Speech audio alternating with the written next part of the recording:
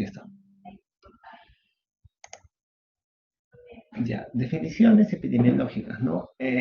Bueno, saben que es frecuente en el Perú y en ciertas partes del mundo. En Sudamérica ocupamos segundo o tercer lugar, ¿no? En sí, lo que es tuberculosis en el Perú y en el mundo ha estado disminuyendo. Si me preguntan, ha disminuido acá en el Perú incluso, sí, ha bajado, pero el problema es que está aumentando la cantidad de casos de resistencia. Si el problema ahorita de la tuberculosis en el Perú, quizá no sean tanto los casos que están en disminución, sino es más la parte que está aumentando la tuberculosis resistente en nuestro medio. Habría que ver, comentario aparte, cuál ha sido el impacto del COVID en tuberculosis. ¿Por qué impacto?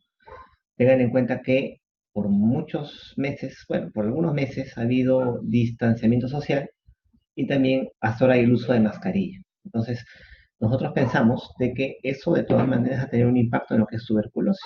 Pensamos de que van a comenzar a bajar los casos, ojalá. Habría que ver. Definiciones que, bueno, todo el mundo conoce, quizás sintomático respiratorio, el tema también de los contactos domiciliarios o extradomiciliarios. Esto, por supuesto, influenciado por lo que es el hacinamiento, ¿no? Esto influye en lo que es la incidencia, en lo que es tuberculosis. Solamente para que conozcan las definiciones, o las recuerden, mejor dicho, que ya han visto seguro en medicina interna y neumología. Según la norma técnica del MINSA, ¿no? Bueno, aquí les muestro estas definiciones. En el caso de tuberculosis pulmonar, te ponen compromiso pulmonar y confirmación bacteriológica, ¿no? En caso de tuberculosis extrapulmonar, ponen una palabra importante, evidencia histopatológica y o evidencia clínica de enfermedad extrapulmonar activa. Es decir, para el diagnóstico de tuberculosis extrapulmonar, basta muchas veces la evidencia clínica solamente o sospecha clínica.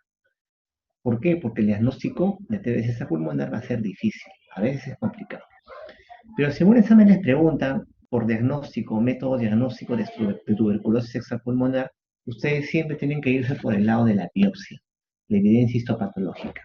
Es decir, diagnóstico del TBC pleural, biopsia de pleura. TBC cutánea, biopsia de piel. TBC intestinal, biopsia de intestino. Biopsia de pericardio. Siempre te vas por el lado de la biopsia. Siempre. Obviamente hay zonas donde no se puede hacer biopsia. Meninges, por ejemplo. ¿Quién va a hacer eso, no? Entonces haces el diagnóstico por descarte. Buscas otras causas, las descartas y buscas alguna evidencia de tuberculosis de laboratorio, por ejemplo, ADA, ¿no? O si no clínica. Por ejemplo, un paciente joven con diarrea crónica, baja de peso, con antecedente quizá de TBC pulmonar, pero es difícil aislar el bacilo en heces, podría ser un caso de TBC intestinal, no tendrías que valorar si iniciar un esquema. O sea, el diagnóstico de TBC pulmonar, de preferencia, evidencia histopatológica, pero a veces, como dice acá, evidencia clínica solamente. Definiciones de sensibilidad, entonces es importante. Tan sensible, sensibilidad obviamente a todos los medicamentos, MDR, resistencia isonacida rifampicina, XDR, resistencia isonacida rifampicina, fluoroquinolonas y un inyectable en segunda línea. Miren, los mejores fármacos para tuberculosis, los mejores, son isonacida y rifampicina. ¿Ya? Son los mejores fármacos para lo que es tuberculosis. Cuando fallan isonacida y rifampicina, ¿quiénes nos defienden? Nos defienden las fluoroquinolonas y los inyectables, que se mencionan ahí, amica, cana, capromicina. Entonces, cuando fallan isoniazida, rifampicina, fluoroquinolonas y un inyectable, llamamos tuberculosis extremadamente resistente, XR. Monoresistencia, resistencia a un solo medicamento, y poliresistencia, yo lo definiría así. Poliresistencia, cualquier otra definición, cualquier otra combinación que no sea MDR, XR. Para MDR, saben, es isoniazida rifampicina. Entonces será polirresistente si es resistente, por ejemplo, a isoniazida y etambutol. O sea, cualquier otra combinación que no entre en MDR o XR lo pones como polirresistente.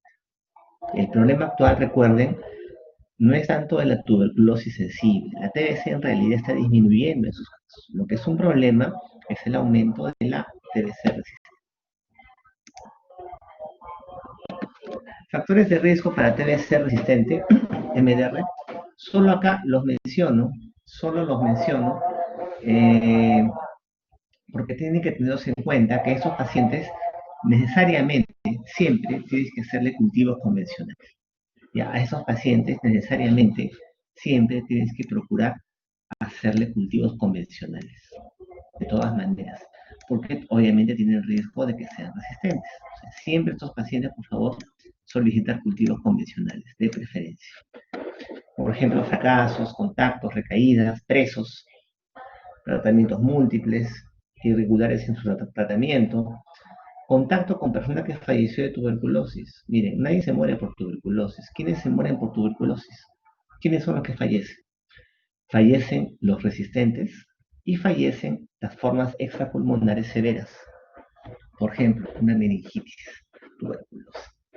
Entonces, si te dice, doctor, mi tío falleció de tuberculosis, tú te asustas, no sé, ese tío probablemente es resistente. Comorbilidades, desde diabéticos hasta VIH, y por supuesto también estamos acá nosotros, trabajadores de la salud y estudiantes de la salud, para que tengan en cuenta. Definiciones operativas en cuanto a curación. Solamente quiero que se fijen en el diagnóstico de el curado. Curado para TBC sensible. Es curado para TBC sensible un paciente que concluye el esquema de tratamiento y cuenta con baciloscopía beca de esputo negativa en el último mes. Esa es la definición de curado en un paciente con TBC sensible. Y ahora vamos a ver la definición de curado en un paciente con tuberculosis resistente. La definición de curado en un paciente con TBC resistente, compare. Concluyes el esquema de tratamiento y cuentas con 10 cultivos mensuales consecutivos en los últimos 12 meses.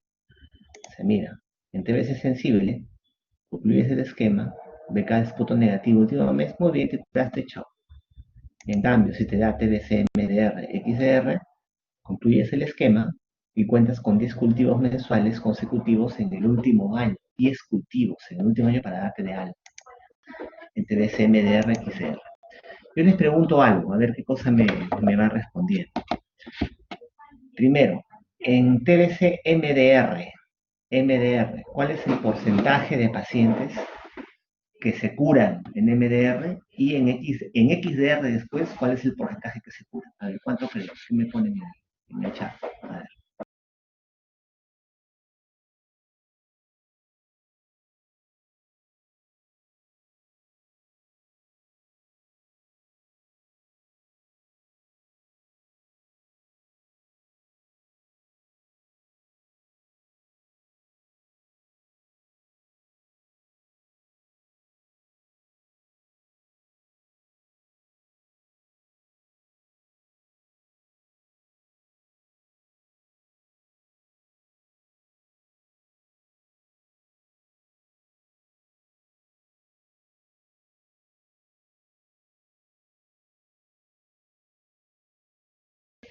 ¿Alguna idea? Más o menos cuánto. Miren, en tuberculosis MDR el porcentaje de curación, MDR, ¿eh? Es 70%. 70%. O sea, si tienes un pata que le dice que tienes TBC MDR, no significa que se va a morir. Tiene un 70% de cura. Y en TBC XDR, ¿qué porcentaje creen que se curan de los pacientes? En XDR, ¿alguna idea por ahí?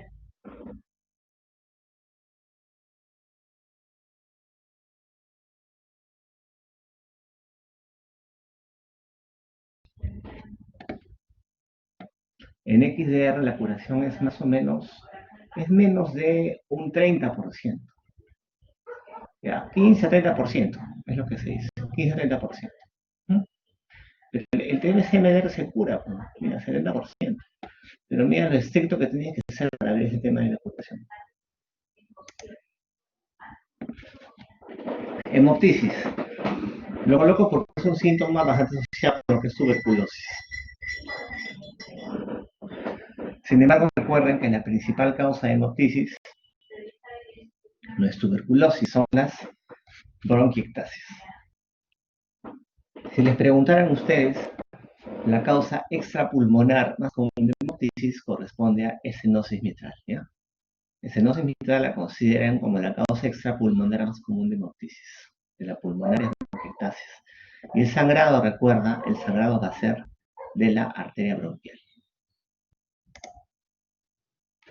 Clasificación solamente para que tengan conocimiento, ¿no? Si alguna vez les preguntan.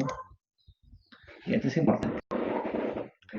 Digamos que estás expuesto a un ambiente con paciente con tuberculosis. ¿En qué porcentaje, cuál es tu posibilidad de hacer la infección? ¿Cuál es la posibilidad que te infectes ante una exposición a un ambiente con bacilos tuberculosis? La posibilidad que tú hagas la infección tuberculosa, la infección inicial primaria, es de un 30%. ¿Qué significa hacer la infección primaria? Significa que el bacilo ha llegado a tu alveolo, y ha producido un foco inicial de infección parenquimal. Este foquito blanquito que ven acá chiquito es ese foco inicial de infección parenquimal. Ese foco inicial de infección parenquimal se conoce como foco de Gauss. ¿Ya? Cuando el bacilo llega a una o cuando una noxa cualquiera llega a un alveolo, ¿cuál es la primera línea de defensa ahí? ¿Qué me dice?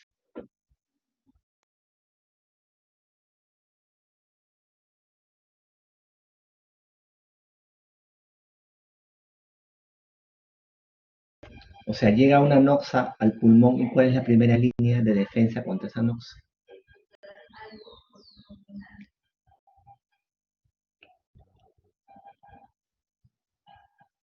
El macrófago alveolar. ¿Ya? Entonces, el bacilo llega a tu parénquima pulmonar y es fagocitado por esa célula.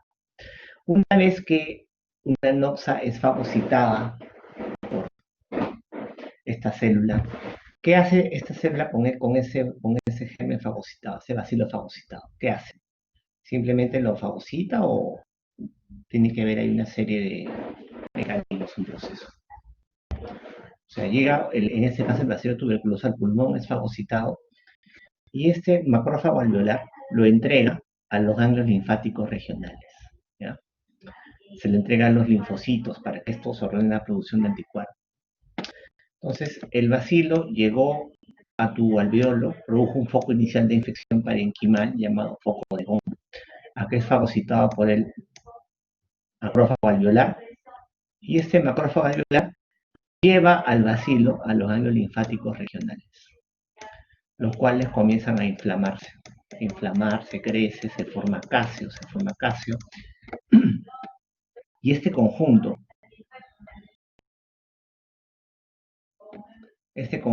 del foco inicial de enfermedad parenquimal más los ganglios linfáticos regionales se conoce como complejo de arranque o complejo de Gauss. Ese complejo de arranque de Gauss es foco de Gauss más el compromiso ganglionar.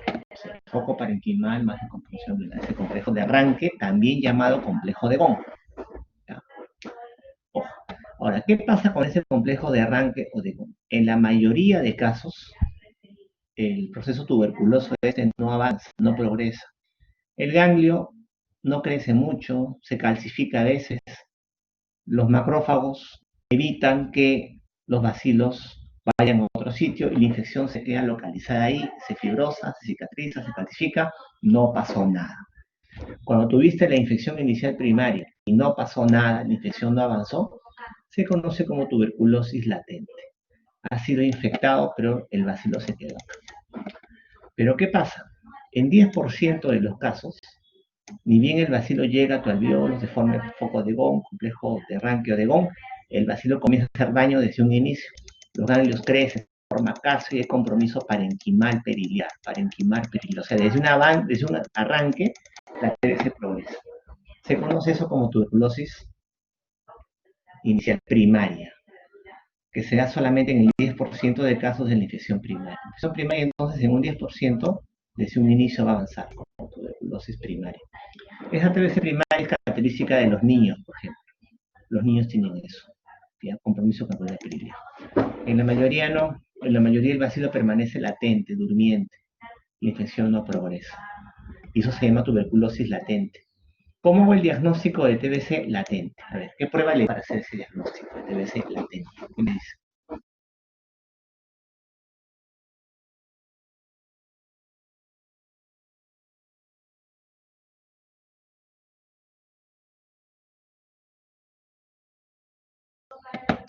Muy bien, PPD o tuberculina.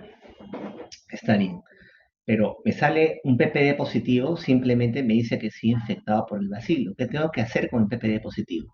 Le pregunto al paciente, ¿tienes clínica, o sea, tienes síntomas, tos, baja de peso? No. Veo su placa de tórax, normal.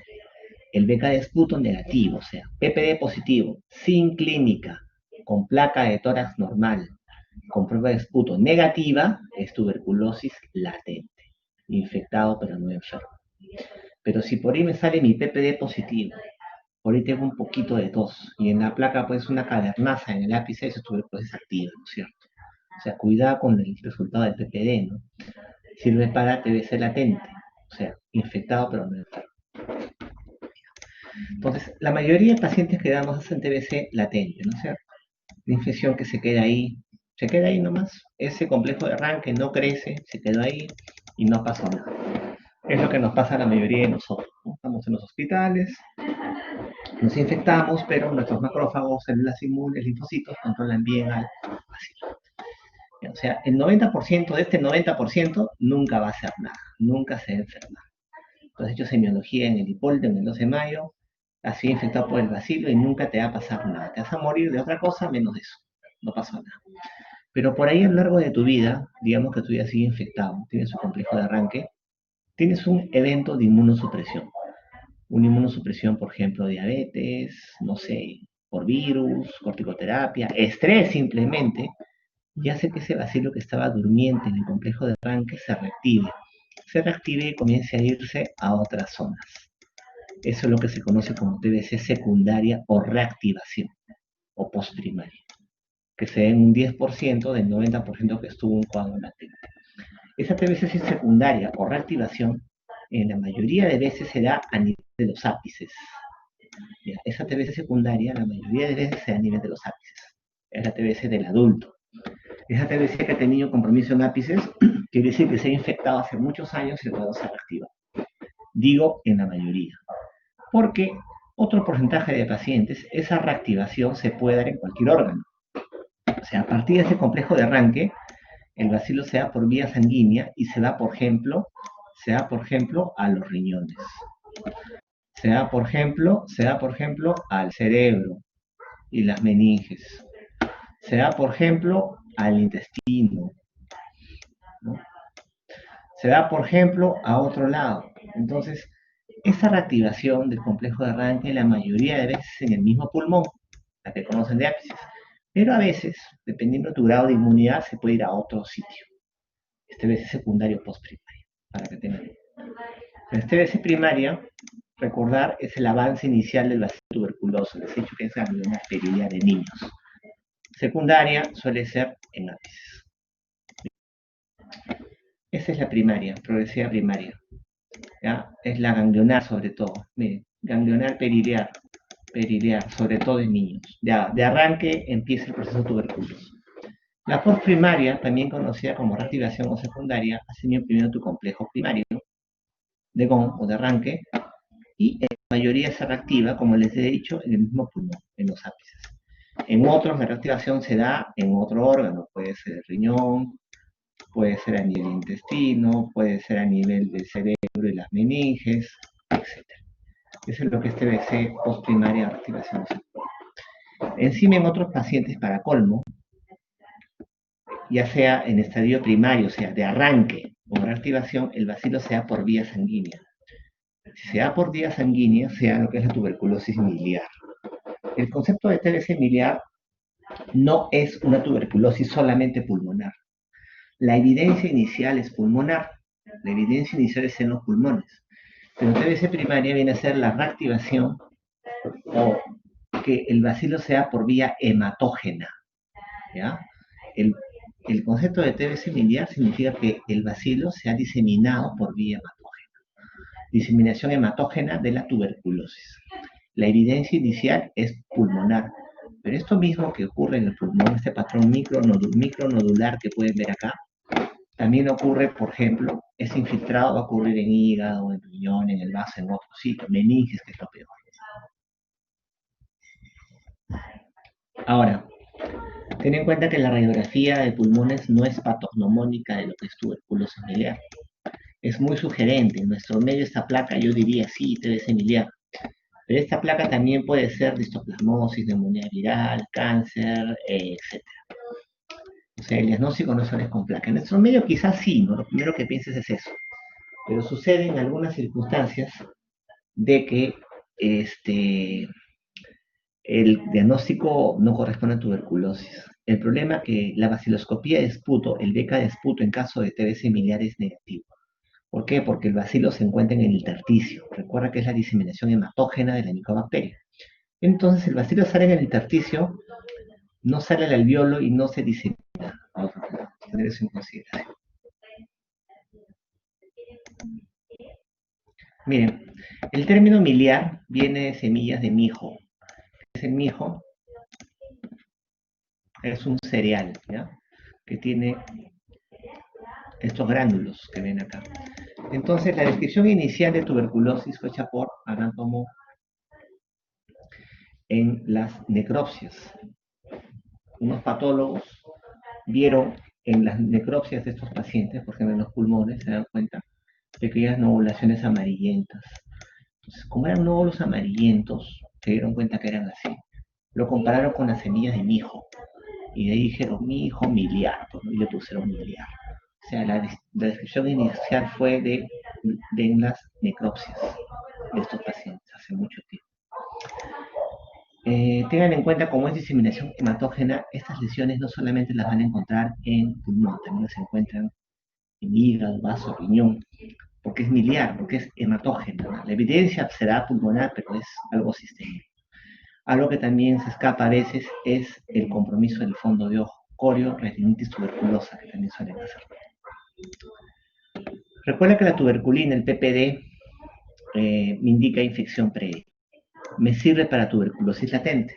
Recuerda que el diagnóstico de TBC latente se establece con una tuberculina o PPD positivo en un paciente sin evidencia clínica, sin evidencia de radiología y con beca. Tener eso en consideración. Se mide en el antebrazo en sentido horizontal, o sea, pones la ampolla de tuberculina subdérmica y en 48 horas mide solamente la ampolla, perdón, la pápula, es una pápula, la pápula en sentido horizontal en el antebrazo, horizontal en el antebrazo.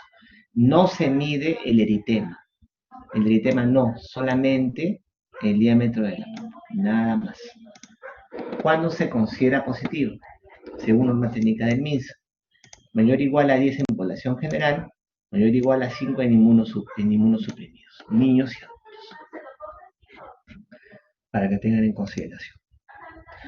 Ahora, ¿cómo sale? ¿Qué es lo que pasa con esa pápula? ¿Por qué se forma esa pápula? Mire, el PPD que tú le pones al paciente es captado por la célula preceptora de antígeno. ¿Ya? Ese PPD, esa ampollita, la sustancia que contiene el PPD, es captado, como cualquier noxa, por una célula preceptora de antígeno que le informa al linfocito T. Y ese linfocito T, ¿qué es lo que produce? Va a producir sobre todo interferón gamma. Y el aumento de interferón gamma me produce la pápula y el eritema, como dice acá. Entonces, alguien muy inteligente dijo, ¿por qué mejor, en vez de poner esa ampolla subdérmica horrible, que encima a veces hace una pápula que a veces se ulcera y todo, ¿por qué mejor no medimos niveles de interferón gamma in vitro? O sea, una prueba de sangre que midió niveles de interferón gamma. Y así salieron otras pruebas. El cuantiferón, por ejemplo. Este cuantiferón lo que me mide es los niveles de interferón gamma. Lo que pasa es que el PPD, la prueba de tuberculina, tiene poca sensibilidad y poca especificidad. Por ejemplo, no sirve en pacientes con VIH. ¿Por qué no sirve? Miren, ¿qué es lo que yo necesito? ¿Qué es lo que yo necesito para que se aumente el interferón, se forme la pápula? Requiero del linfocito. ¿Y qué es lo que no tiene el VIH? No tiene linfocitos. Por eso de que en los pacientes con VIH, niños muy pequeños, a veces no es factible, no es fidedigna esta prueba, hay que tener cuidado. Ya, mucho mejor sería lo que es el cuantiferón, que me mide niveles de interferón. Recuerda que la prueba de tuberculina sirve para identificar a qué pacientes yo les voy a dar profilaxis con isoniazida. Profilaxis con isoniazida. ¿Por qué? Porque la tuberculina me identifica la TBC latente, aquel paciente infectado pero no enfermo. Infectado pero no enfermo. Entonces, en algunos casos, en el Perú digo, porque en otros países la cosa es distinta, en algunos casos en nuestro medio hay que dar profilaxis con isoniazida. ¿En qué casos? Vamos a ver.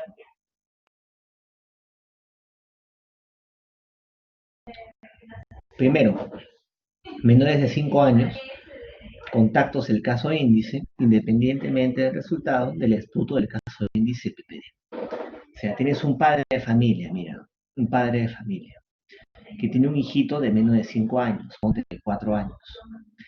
Ese padre de familia tiene tuberculosis sensible, diagnosticada. Como ese padre de familia está en contacto con su hijito, a ese hijito tú le vas a dar profilaxis de todas maneras, si tiene menos de 5 años, sí o sí, sin sacarle PPD, independientemente del resultado del PPD del menor. Porque un chico de menos de 5 años, pues quizás sus linfocitos no funcionan tan bien, no pueden producir mesinterferón.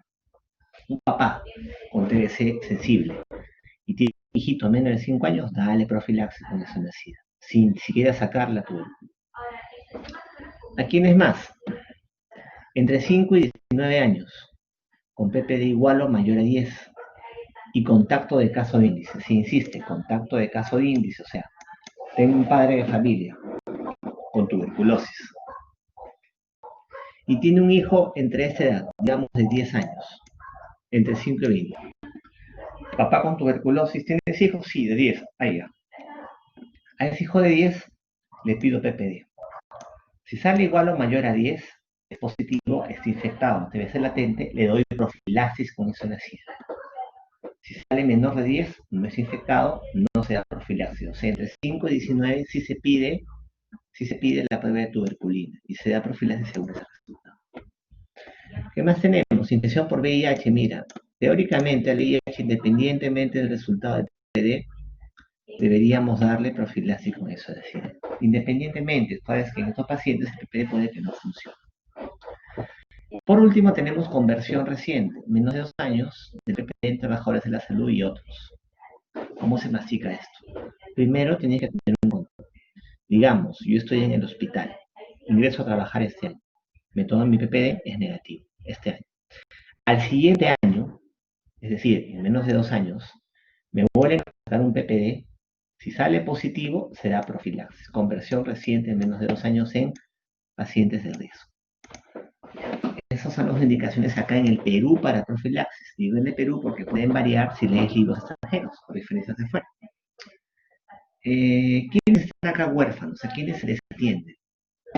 Se les atiende a los que tienen mayor o igual a 20 años. Si se dan cuenta, menos de 5, 5, 19 y nada más. Y los pacientes mayor o igual a 20 años, ¿qué pasa con estos pacientes? Están huérfanos. En la misma guía del MINSA, al final ponen nota o bueno. Además, cualquier otro paciente que quede a criterio del médico. En los mayores de 20 años, a criterio tuyo.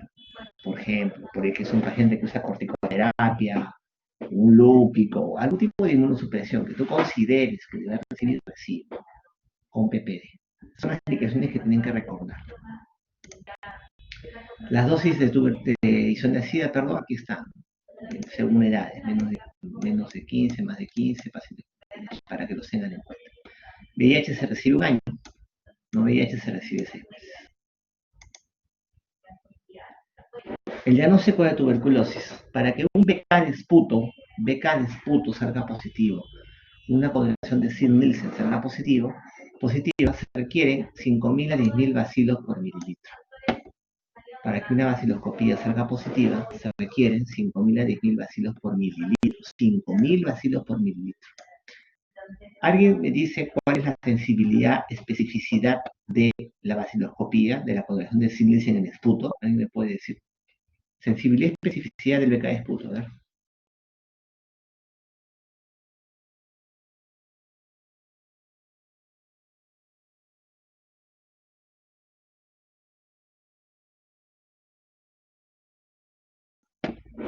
¿Alguna idea? Sensibilidad y especificidad del BK de esputo. ¿Cuál podría ser?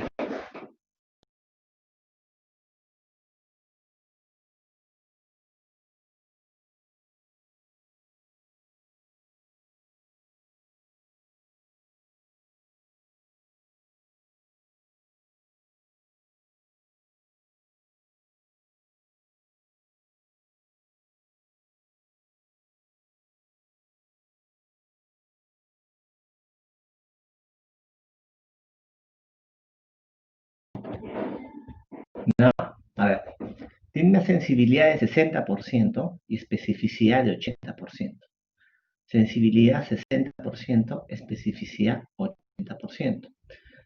O sea, 80% de especificidad, que quiere decir que si me sale positivo, 80% que es Mycobacterium tuberculoso. Pero un 20% que quizás no sea tuberculosis, puede que sean otras micobacterias o otros agentes.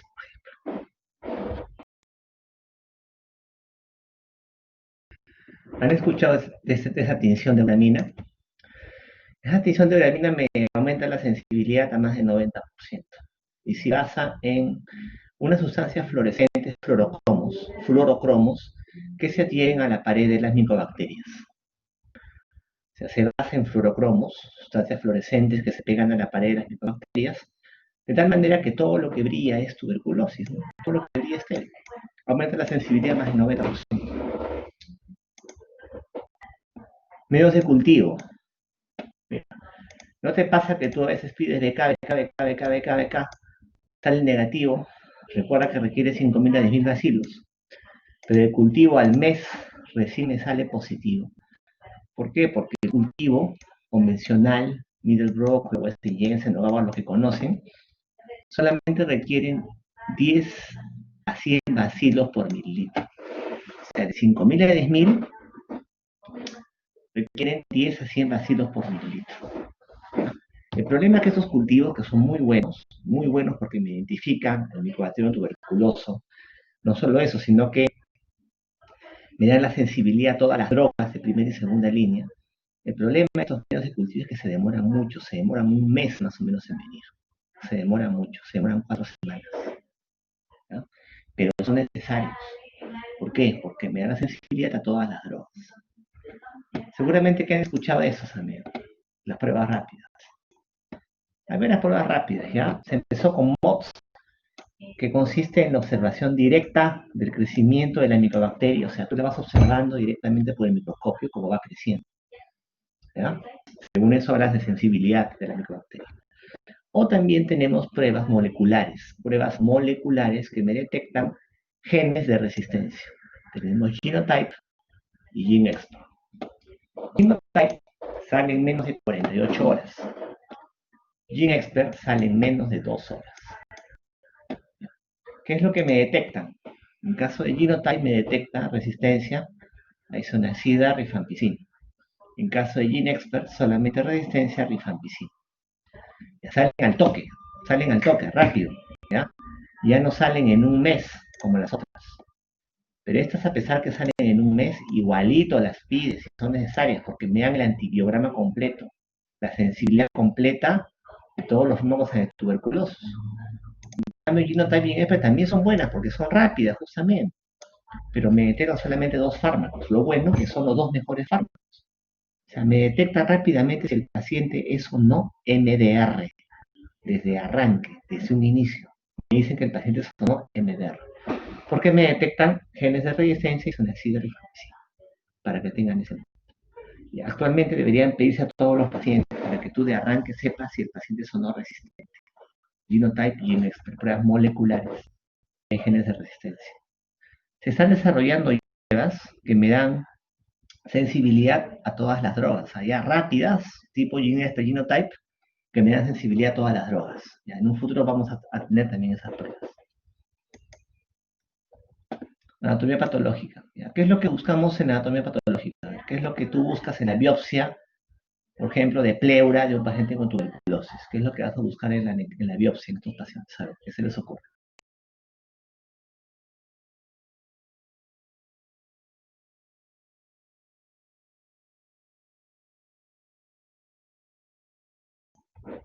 Vas a buscar, recuerda, granuloma gaseoso, necrosis gaseosa. Eso es lo que tú vas a buscar. ¿Ya? Si tienes suerte, puedes también ver el bacilo. O sea, la biopsia también le pide sin Nielsen, también le puedes correr GeneXpert, ¿ya? Pero busca granulomas calcificantes, una lesión casi patognomónica. Recuerda que biopsia vas a ir siempre en TBC extrapulmonar. La placa de una TBC miliar ya la conocen ustedes, ya se la mostré. Recuerden que es la diseminación hematógena de la micobacteria. Y lo que ya nos corresponde. tratamiento. ¿Ya? Sería importante de todas maneras ver la parte fisiopatológica, la parte de TBC latente y la parte de diagnóstico. Hay fármacos de primera y segunda línea. De primera línea son muy efectivos, buena tolerancia, muy eficaces. Segunda línea, menos eficaces y tienen menos tolerancia porque tienen más RAMs y muchos son parenterales. Y el paciente tiene que recibirlos por 1 año y medio, a veces 2 años, tener eso en cuenta. Fármacos de primera línea. Esta es la clasificación, digamos, antigua de los fármacos antituberculosos. Pero igual, los de primera línea son los que ustedes ya conocen, ¿ya? Isoniazida, rifampicina, pirazinamida, tambutol, cabutina en otros países, cetomicina. Segunda línea son el resto. ¿Ya? Clasificación antigua. ¿Ya? Ha cambiado hace unos años. Ya les voy a mostrar la nueva. No sé. Cada fármaco se identifica por sus iniciales o letras que obviamente se relacionan mucho con el fármaco, ¿no? LFX levo, MFX moxi, AN amica, Z-pirazinamida, R rifampicina, etcétera, ¿no? Quizá nos llama la atención mucho lo que es isoniazida, H. Alguien me dice por qué isoniazida le ponen H. Quizás siempre lo has escrito así, nunca te has preguntado por qué. ¿Por qué isoniazida le puedes poner H? ¿Se escribe con inglés isoniazida y H ahí en medio? ¿Cómo es la cuestión? Si me los han puesto, ¿por qué no le pones I simplemente? Bueno, el tema es que se llama así, mira, se llama hidracida del ácido isonicotílico. H de hidracida. Este fármaco es bactericida, altamente bactericida en bacilos extracelulares. Los bacilos extracelulares son de replicación rápida, son bacilos activos que contagian, bacilos extracelulares de replicación rápida, bacilos activos que contagian. ¿Ya? Una vez que ha ejercido su acción bactericida, o sea, primero bactericida, este fármaco se vuelve bacteriostático contra los bacilos en reposo. Como RAMs importantes, tiene hepatitis, hepatotóxico. Me da una hepatitis hepatocelular, una hepatotoxicidad hepatocelular, ¿ya? Me hereda enzimas hepatocelulares, TGO, TGP. Polineuropatía porque me induce deficiencia de vitamina B6 y también lupus inducido por fármacos. ¿Se acuerdan cuál es el anticuerpo del ENA que va con lupus inducido por fármacos? ¿Cuál es el anticuerpo? ¿Se acuerdan? El anticuerpo que va con lupus inducido por fármacos.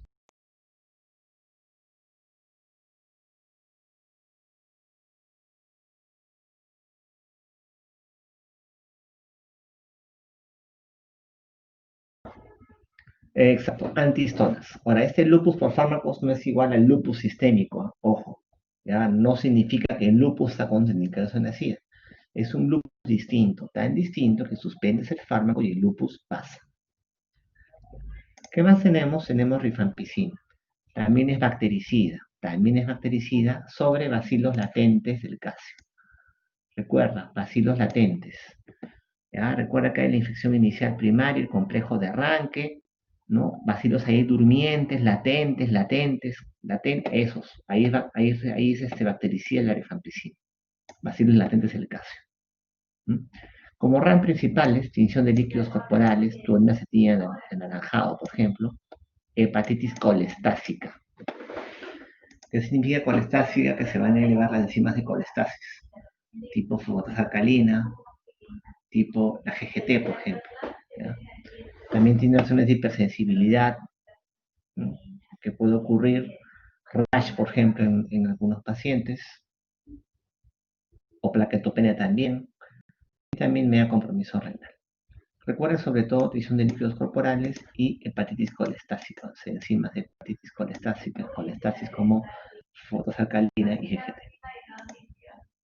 Piracinamida.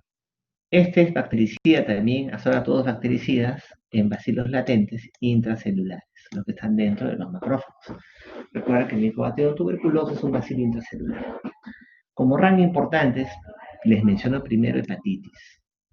¿Ya? También hepatocelular, isoniazida, piracinamida, elevan tejido TGP, rifampicina me eleva fosfocalina. Hepatitis, hepatocelular. Ya, ¿cuál es más hepatotóxico de todos? De los tres fármacos que les he mencionado, ¿cuál será el más hepatotóxico? ¿Qué me dice?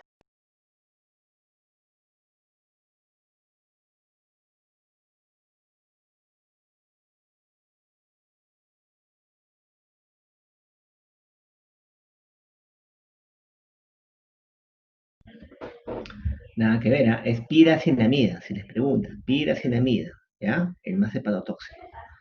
También como actúa a nivel intracelular, pues me eleva el ácido úrico, ¿no? Y me puede dar hiperuricemia. Cuidado con la gota. Etambutol, este es bacteriostático. Etambutol es bacteriostático. Todos están bactericidas, este es bacteriostático.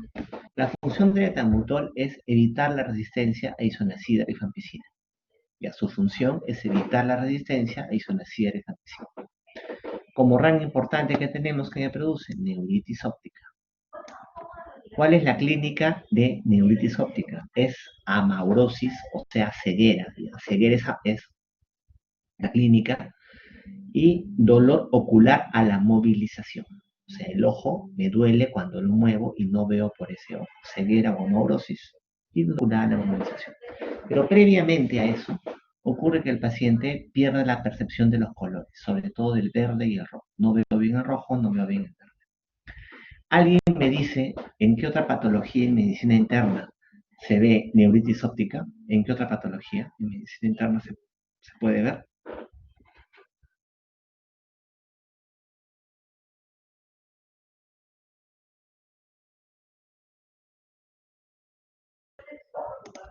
Nunca se olviden, ¿no? Esclerosis múltiple. En esclerosis múltiple, que es una enfermedad desmielinizante, un síntoma inicial, no el más frecuente, pero uno de los más frecuentes es neuritis óptica.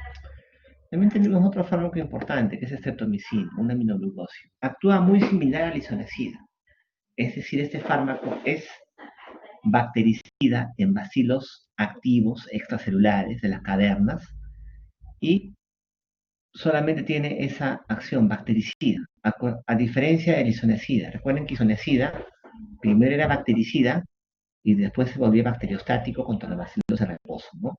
Isoniazida es bactericida en bacilos activos de las cavernas y después bacteriostático frente a bacilos de reposo. En cambio, streptomicina solamente es bactericida, nada más, en bacilos activos. Es un muy buen fármaco, excelente, ¿eh? Muy bueno. Se usaba mucho hace mucho tiempo. ¿Cuál es el problema? Que es un aminoglucósido. Y los aminoglucósidos, recuerda, me producen falla renal, o toxicidad, y aparte recuerda que son parenterales, intramuscular. Por eso que se usa quizás como alternativa en algunos casos. Recuerda que aminoglucósidos, pues cuidado con el riñón, y también cuidado, por ejemplo, con enfermedades neurológicas tipo miastenia, por ejemplo. Bueno, las dosis solamente se las coloco acá para que las conozcan, no se las tienen que memorizar. ¿Ya? No, yo no les voy a preguntar esto, pero tienen que saber qué dosis para primera línea, para primera fase, segunda fase de los esquemas. ¿Ya? Tienen que tenerlas siempre presentes. ¿Ya? Guarden ese cuadro en otro lugar. ¿Ya? Por ahí que les van a preguntar más adelante. Yo no les pregunto dosis. En resumen, isoniazida, bactericida en las cadenas, ¿ya? Bacilos extracelulares, rifampicina, bactericida en el calcio. Piracinamida, bactericida dentro del macrófago. Etambutol no es bactericida, es bacteriostático, etambutol, ¿no? Etambutol me evita la resistencia isoniazida y rifampicina. Acá hay nuevos fármacos, bueno, otra serie de fármacos en el tuberculoso solamente para que los conozcan. Etionamida, cicloserina, paz, clofazimina, etc. Algunos incluso fueron creados, ideados para otra acción, por ejemplo, un antipsicótico, la tiroidacina, pero también tiene acción anti-tuberculosis. O sea, son otros fármacos que también se usan en tuberculosis, pero debe ser resistente con sus mecanismos de acción, para que los tengan en cuenta. Eso sí puedo preguntarles. ¿Ah? Bueno, nuevas drogas para tuberculosis que están desarrollando. ¿Ya? Algunas acá ya tenemos. Obviamente estas nuevas drogas son para tuberculosis resistente. ¿Ya? Eh, lo que más tienen que tener en cuenta son los esquemas para TBC sensible.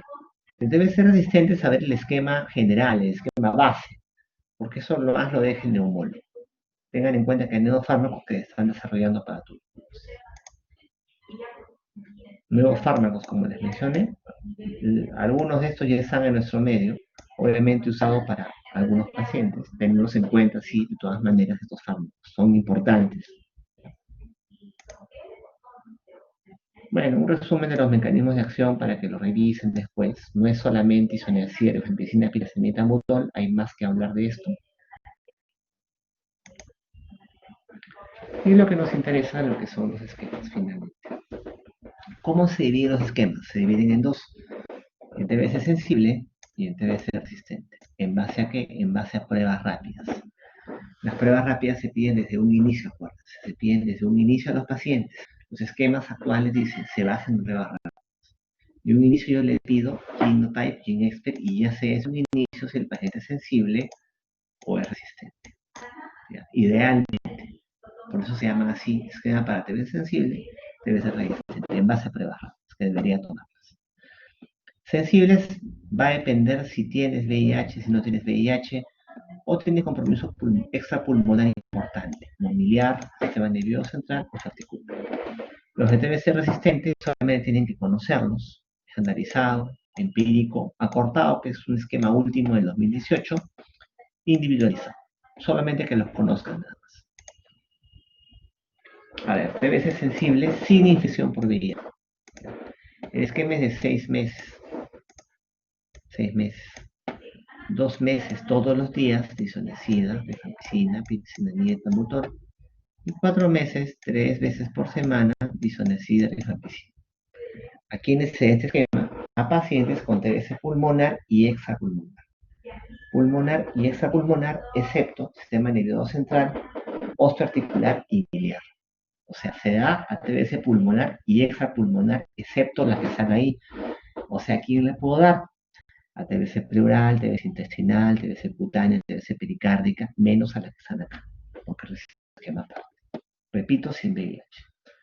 Miren la primera fase, ¿ah? Miren la primera fase. Ahora miren el esquema con VIH, miren la primera fase es igualita. Acá el esquema es de 9 meses. Primera fase es la misma. Lo que cambia es la segunda fase. 7 meses todos los días, ahora todos los días de isoniazida y rifampicina. Aquí les el esquema. Se da a pacientes con TBC pulmonar y extrapulmonar. Pulmonar y extrapulmonar, a excepto de pacientes con TBC sistema nervioso central, osteoarticular y biliar, porque estos de acá reciben un esquema aparte.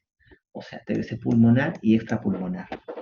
Extrapulmonar como, por ejemplo, ya les dije, pericárdica, cutánea, pleural, ganglionar, intestinal, etcétera, excepto las que están acá. Porque las subglucosas que están acá, se van a centrar los articular miliar, van a recibir un esquema aparte. Un esquema independientemente que es o no es VIH. O sea, acá no interesa que seas o no seas VIH.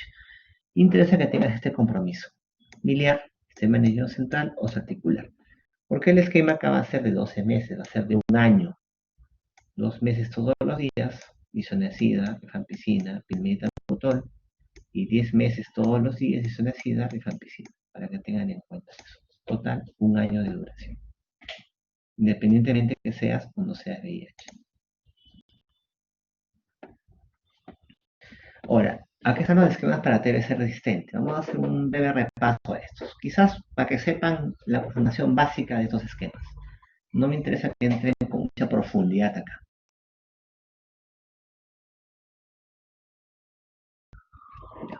Primero tenemos lo que es un esquema estandarizado. Un esquema estándar. ¿A quién se este esquema estandarizado? A un paciente con factores de riesgo para TBC-MDR y enfermedad severa. Enfermedad grave. Tan grave puede ser la enfermedad acá, tan grave puede ser acá la enfermedad, que no te da tiempo para sacarle pruebas de ningún tipo. Por ejemplo, un personal de salud, un preso, con tuberculosis. Un personal de salud con tuberculosis, por ser preso, personal de salud, es sospecha que sea resistente, porque es un factor de riesgo para resistencia, ¿no? Un médico que se enferme de tuberculosis, yo pienso que es MDR, porque está en contacto con pacientes con MDR. Tienes una enfermedad severa, tan severa, no me da tiempo para hacerle nada al paciente, no me da tiempo para hacerle pruebas de ningún tipo. Entonces yo pienso que es MDR porque tienes factor de riesgo, le empiezo un esquema, como que fuera MDR, llamado esquema estandarizado. Para factores de riesgo de TBC-MDR y enfermedad severa. Es un esquema de 18 a 24 meses con una primera fase de 6 a 8 meses con, recuerda, si es MDR ya no puedo usar ni isoniazida ni rifampicina. Uso etambutol, piracinamida, levofloxacino, canamicina, etionamida, cicloserina. Y 12, 16 meses de lo mismo, pero sin la canamicina. O sea, está lo mismo, mira. Etanbutor, piracinamida, levo, etionamida, cicloserina, pero sin la cana, porque cana recuerda que es una aminoglucosis. ¿Ya? Es un esquema transitorio, mientras tanto, para salvar la vida por la enfermedad severa. Pucha, estás tan mal, tan grave, ya hay que darle con MDR. Pero de todas maneras van corriendo los cultivos. Ya con el cultivo posteriormente podrás rectificar. Así se llama el esquema estandarizado. Esquema empírico. ¿A quién le llamo empírico, por ejemplo? Según prueba rápida. Recuerda que las pruebas rápidas me detectan sensibilidad, resistencia y isoniazida de rifampicina. Si es isoniazida resistente, el esquema será este. Si es rifampicina, el esquema será este. Si es MDR por prueba rápida, el esquema será el de acá. Si se dan cuenta, este esquema es igual al anterior. Estandarizado puede ser igual al empírico MDR. El estandarizado es en base clínica, ¿no es cierto? Nada más, factor de riesgo. Ese empírico es en base a prueba rápida. A prueba rápida. Hay evidencia, ¿no? Pero como es en base a prueba rápida, le cambio de nombre. Es un solo esquema, pero le cambio el nombre y acá le pongo empírico. También es un esquema empírico, por ejemplo, se llama a los contactos domiciliarios de TBC resistente. Por ejemplo, tengo un papá de familia, un padre de familia, con diagnóstico de tuberculosis. A ese papá ya le he hecho su prueba de sensibilidad, ya sé qué fármacos tiene que recibir. Ese papá, ese padre de familia, tiene un hijito que comienza a hacer tos, baja de peso, placa, ¡pum!, un infiltrado. ¿Quién creen que le ha contagiado al hijito? ¿Se ha contagiado en la calle o el papá con tuberculosis? Lo más probable es que sea el papá porque vive con él. Como ese papá ya tiene un esquema para él, ¿no? Individualizado, ese esquema se lo repito y se lo doy al hijito. El mismo esquema del papá se lo doy a su contacto, porque yo asumo que el mismo bacilo tuberculoso. También se llama esquema empírico. Esos esquemas son transitorios. Es lo que tengo que hacer en un momento.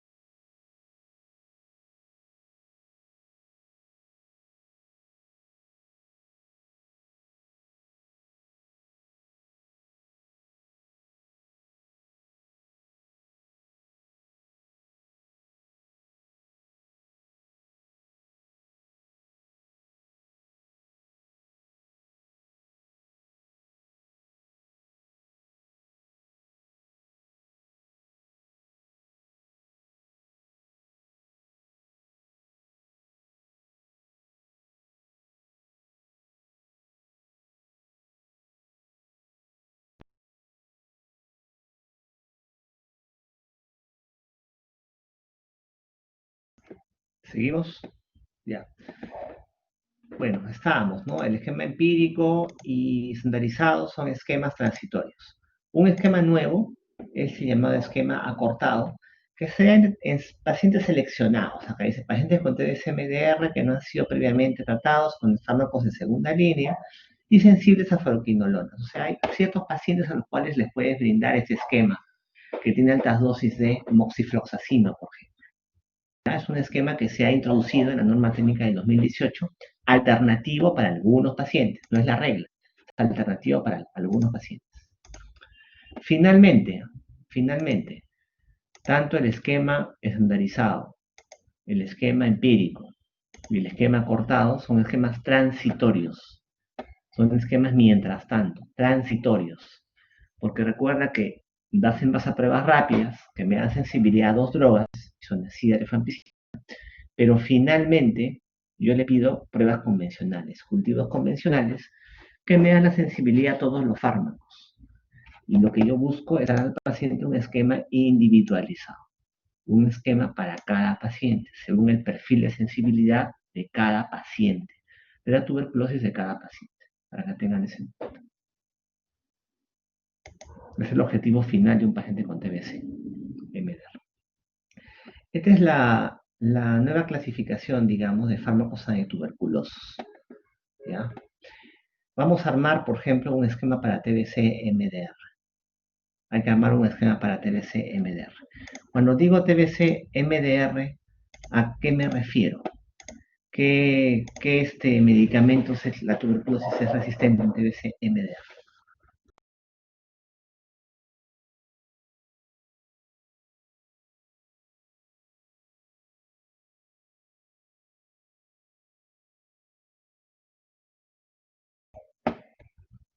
Claro, isorrifan. Entonces no puedo dar isoniazida ni rifampicina. Muy bien. Entonces, mira, como no puedo dar ni iso ni rifan, hay grupo A, grupo B, grupo C, grupo D. Elijo un fármaco de grupo A, un fármaco de grupo A, unas fluoroquinolonas, que la mayoría de veces suele ser levofloxacin. Elijo un fármaco de grupo B, solo uno, un agente inyectable, que la mayoría de veces va a ser canamicina. Elijo dos fármacos del grupo C, los fármacos de segunda línea bioral, que la mayoría de veces suele ser etionamida y cicloserina. Y lo completo con dos agentes más, que suelen ser piracinamida, etambutol, salvo que haya resistencia, ¿ok? O sea, son alternativas. Si mi perfil de sensibilidad sale resistencia a otros, ya se podrá cambiar el esquema. Pero este es el esquema básico, de base, con el que se puede arrancar una TBC MDR. Y se dan cuenta, este esquema básico va a ser el mismo esquema que, por ejemplo, está en el esquema estandarizado. El esquema estandarizado que tiene etanbutol, pirazinamida, levo, etonamida, cicloserina. ¿Ya? Si se dan cuenta, es un esquema básico para TBC-MDR, levofloxacino, canamicina, etionamida, cicloserina, pirazinamida, etambutol. O sea, tienen esa composición. Uno en el grupo A, uno en el grupo B, dos del grupo C, dos del grupo D. No es que tú agarras el antibiograma y mezclas lo que tú quieres. O sea, tiene una metodología esto. Ya, recuerda que los esquemas al inicio son transitorios. Mi objetivo es que el paciente llegue a un esquema estándar, individualizado, según cada paciente, según cultivos convencionales. Muy bien. ¿Qué hacer si el paciente presenta un RAM a los medicamentos? ¿Qué pasa si haces un cuadro de hepatotoxicidad? El esquema se suspende y es una emergencia en tuberculosis. Tiene un paciente tuberculoso que hace una rafa, está con vómitos, dolor abdominal, se pone ictérico, ya recibe esquema, probablemente el esquema le haya caído mal, ha hecho un RAM. Ese paciente debería hospitalizarse, el paciente se hospitaliza. El esquema se suspende y haces los retos y desensibilización. ¿Qué significa? Que vas a darle el esquema de a poquitos, de nuevo de a pocos, con el fármaco menos probable. Por ejemplo, si el paciente ha hecho una rafa tóxica, ha hecho una hepatotoxicidad, ¿cuál será el fármaco menos probable? Menos probable, ¿qué me dice?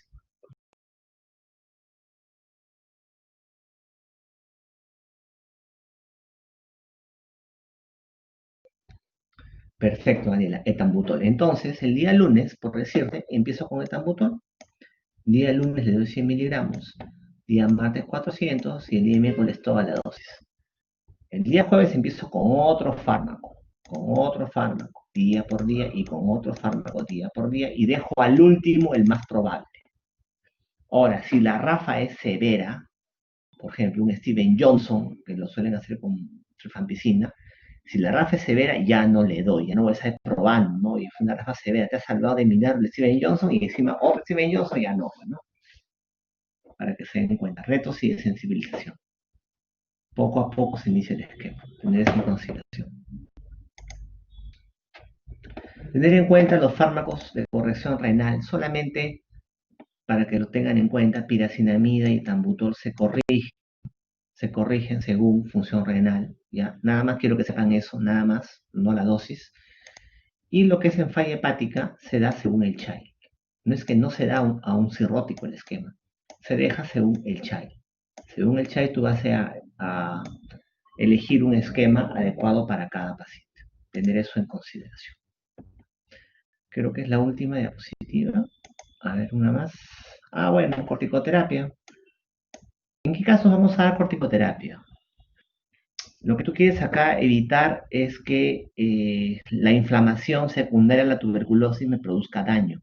Eso ocurre, por ejemplo, en las meningitis. TBC meningia. ¿En qué tuberculosis puedo dar corticoterapia? A ver, aparte de la meningitis, ¿qué me dice?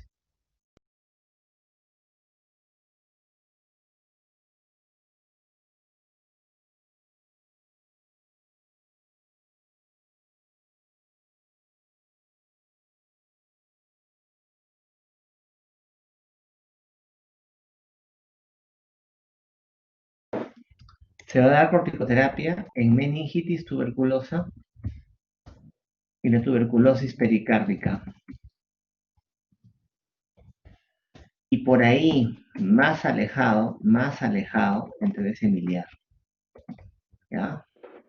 Si me ponen para marcar, yo marco primero meningia, ¿ya? Después pericárdica. Y miliar, bueno, depende del medio.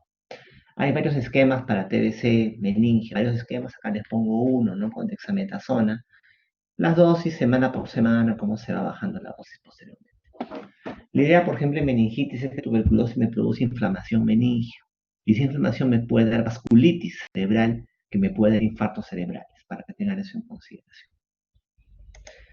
Así creo que es la última diapositiva. Bueno, eso es lo que es con relación a tuberculosis, chicos, lo que quedaba pendiente. Definiciones, lo que es fisiopatología, diagnóstico y los esquemas terapéuticos, sobre todo desde TBC sensible, TBC resistente. Me interesa que sepan la composición base. ¿Por qué una fluoquinolona? Bueno, este es el esquema base, fluoquinolonas, inyectables, dos fármacos, etcétera, para que sepan cómo se conforma. El objetivo en TBC resistente, finalmente saben que es hacer un esquema individualizado para cada paciente. Listo, una pregunta que tuvieron.